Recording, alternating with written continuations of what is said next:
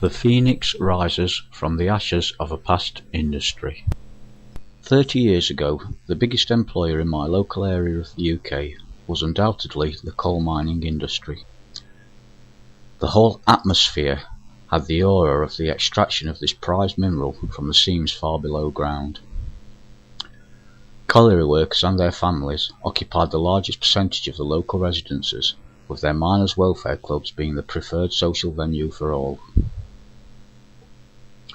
Unfortunately, the 80s and 90s saw the demise of coal mining in the UK. Many men who were promised a job for life, when they left school, found themselves jobless and struggling to make ends meet. The whole area suffered as a result of the colliery closures. Sympathy abounded for these workers and their families as their former places of work were demolished to leave massive areas of waste ground where the coal mines used to stand. The railways connecting these colliery sites also began to suffer, leaving tracks across the countryside, but trains passed along these steel highways no more. The track beds and lines fell into ruin, and eventually the sleepers and lines were lifted by the authorities to leave behind miles upon miles of unused track beds. These and the former colliery sites became overgrown, as only Mother Nature found a use for them. They became unusable by mankind for many years, until eventually the powers that be decided to do something with all this ruin. Then began the long process of revamping these areas to make something out of the dissolution. Workers once again started to appear on these sites. Not miners this time, but civil engineers, council labourers, developers, and a whole array of other similar professionals. The phoenix was beginning to rise from the ashes of a bygone era, as new uses were found to once again bring these desolate places back to life. Some of the former colliery sites saw the rebirth of industry, as manufacturers made use of the land to expand and build new and modern production facilities and industrial areas, as well as providing reprise for some of the former workers of the area in the form of new employment. Sadly, this was not enough for all, and merely a handful of able-bodied people could return to work. For the most part, however, it was decided to expand on what Mother Nature had already achieved herself during the preceding desolate years.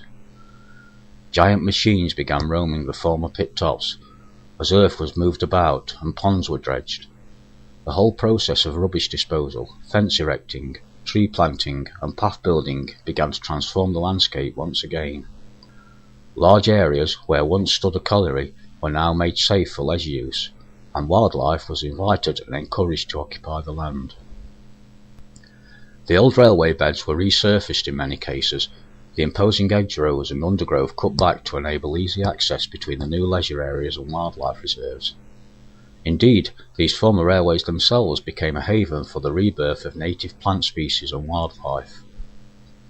These green pathways then allowed anyone to pass safely across the surrounding countryside without any danger from motor traffic.